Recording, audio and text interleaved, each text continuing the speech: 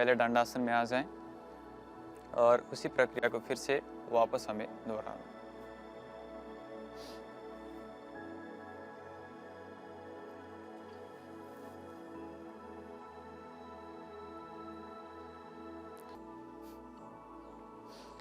ऐसे 30 से 40 स्ट्रोक के बाद हम वापस आ जाते हैं। डायबिटीज़ में बैठ करके करने वाले आसनों के बाद अब हम करते हैं लेट करके करने वाले आसन। आइए लेट जाते पीठ के बल और हम करते पवन मुक्तासन का अभ्यास। कमर के बल लेटने के बाद पहले हम एक पाद पवन मुक्तासन का अभ्यास करते। इसे हम राइट पैर को फोल्ड करिए, फिर उसके बाद दोनों हाथों को इंटरलॉक करके हम घुटनों को पकड़ करके श्वास छोड़ते हुए उसको छाती की ओर खींचते और थोड़ी देर होल्ड करके रखते।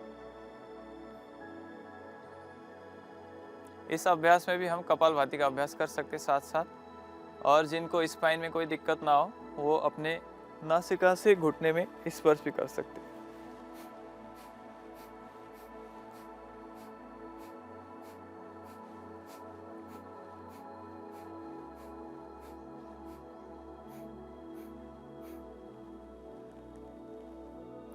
ऐसे दोनों पैरों से इसका अभ्यास करें, पहले राइट पैर से फिर लेफ्ट पैर से।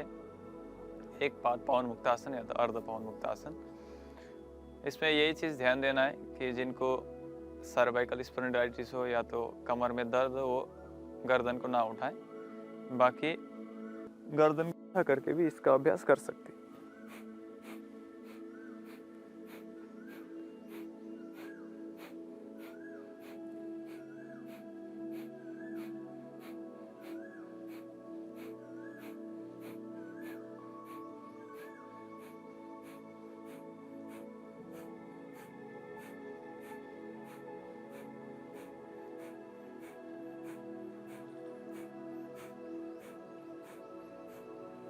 ऐसे एक एक पैर से करने के बाद फिर हम दोनों पैर से पवन मुक्तासन का अभ्यास करते।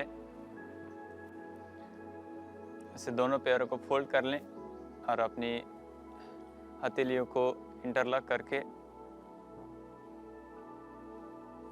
घुटने को श्वास छोड़ते हुए छाती की ओर खींच करके रखें।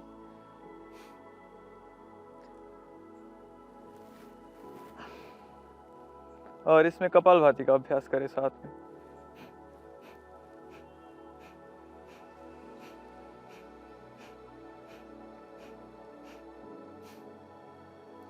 यह था पवन मुक्तासन का अभ्यास। पवन मुक्तासन के बाद हम करते उत्तान पादासन। अपने दोनों हथेलियों को नितंब के आसपास रखें और दोनों पैरों को 30 डिग्री पर ऊपर उठा करके होल्ड करके रखें। तो उत्तान पादासन के साथ कपालभाति करने से डायबिटीज में बहुत अच्छा लाभ मिलता है। इससे इंसुलिन का सिक्रेशन बढ़ता है पेनक्रियाज से और ब्लड शुगर लेवल कम होने लगता है।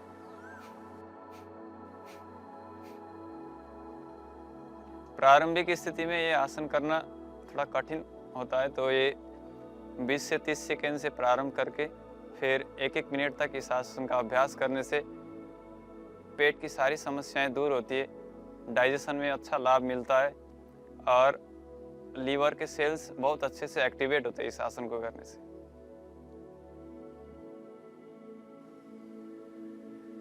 धीरे से पैरों को नीचे रखें और 2-3 लंबे गहरे श्वास लें और श्वासों को छोड़ें। अपनी श्वास प्रश्वास को सामान्य करने के बाद फिर हम अगले आसन का अभ्यास करते हैं। तो उत्तान पादासन के बाद हम डायबिटीज़ के अभ्यासों में नौकासन का अभ्यास करते हैं। पहले अपने हाथों को ऊपर करें और श्वास भरते हुए अपने हाथों को और अपने छाती को ऊपर उठाएं और पैरों को भी ऊपर उठाएं। केवल नितंब के बल अपने जमीन पर बैलेंस बनाए रखें। यह अभ्यास करते समय पेट पे कंपन सी महसूस होती है और ये नाभि को बैलेंस करने में भी बहुत अच्छा आसन है। साथ ही साथ ये डाइजेशन को इनहेंस करता है और पेनक्रियाटिक सेल्स को बीटा सेल्स, अल्फा सेल्स जिससे इंसुलिन सीक्रेट होती है उनको अच्छा करने के लिए बहुत ही लाभदायक होता है यह आसन। इसमें 30 से 40 सेकंड रुकने के बाद हम वापस आते और सामान्य गति से श्वास प्रश्वास लेते 2-3 बार।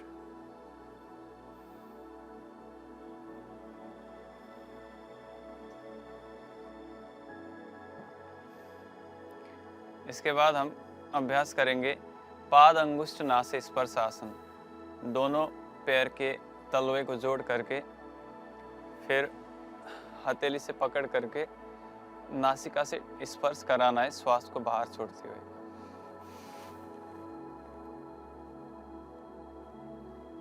और इस स्थिति में भी अगर कर पाए तो कपालभाति का अभ्यास करें तो ज़्यादा लाभ मिलेगा।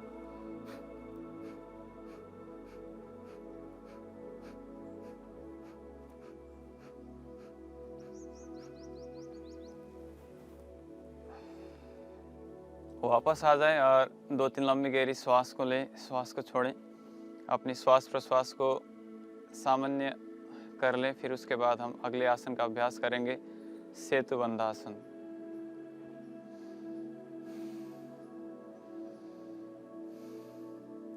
सेतुबंध आसन करने के लिए कमर के बल लेटने के बाद हम दोनों पैरों को फोल्ड कर लेते हैं और अपनी हाथों से टखने को पकड़ करके अपने पीठ को ऊपर उठाते हैं और इस स्थिति में आप उड्डयन बंद लगा करके, उड्डयन बंद यानी कि पेट को अंदर खींच के होल्ड करके रखते हैं।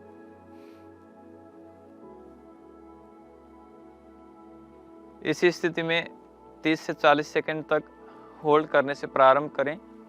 फिर धीरे धीरे अपने अभ्यास को बढ़ाते हुए 1 मिनट, 2 मिनट और 5 से 10 मिनट तक भी इस अभ्यास को कर सकते हैं। इसमें साथ में कपालभाति का अभ्यास भी कर सकते हैं, या तो उड्डयन बंद और मूल बंद साथ में लगा करके इसका अभ्यास भी कर सकते हैं। इस आसन से वापस आने के बाद 2-3 लंबे गहरी श्वास लें और अपने श्वास प्रश्वास को सामान्य गति में लाएं। तो ये जितने भी आसन मैंने डायबिटीज़ के लिए बताया, इन सब आसनों में हम कपालभाति का अभ्यास साथ में करना है ताकि हमारी पैनक्रियाटिक सेल्स अच्छे से स्टिमुलेट हो जाए और इंसुलिन का सिक्रेशन अच्छे से बनी रहे ताकि ब्लड में शुगर लेवल बैलेंस रहे।